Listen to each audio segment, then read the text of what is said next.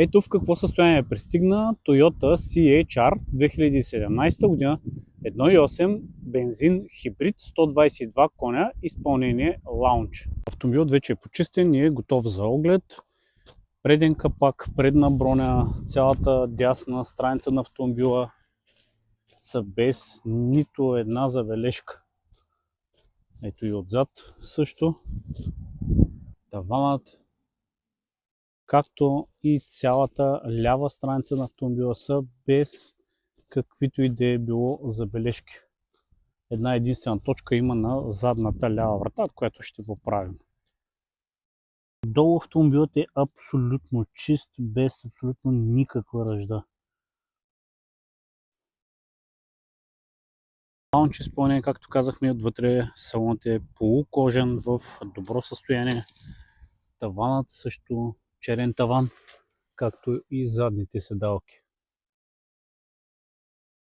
Шофьорската кора също е в добро състояние, но има нужда от много старателно почистване.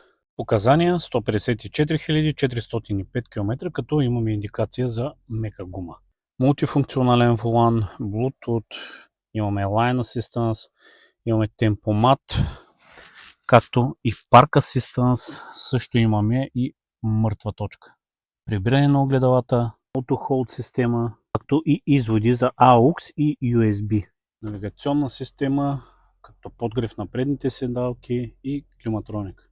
Ето я и работата на мотора.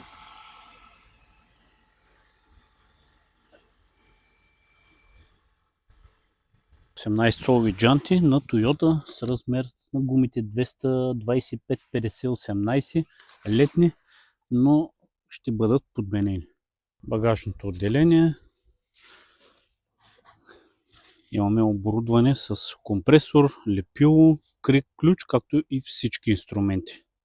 Оборудване още с камера за заден ход, както и keyless система. А ти не забравяй да ни последваш, ако искаш да разбереш първи всички нови автомобили, които пристигат при нас, с какви забележки, на какви километри и всичко какво правим по тях.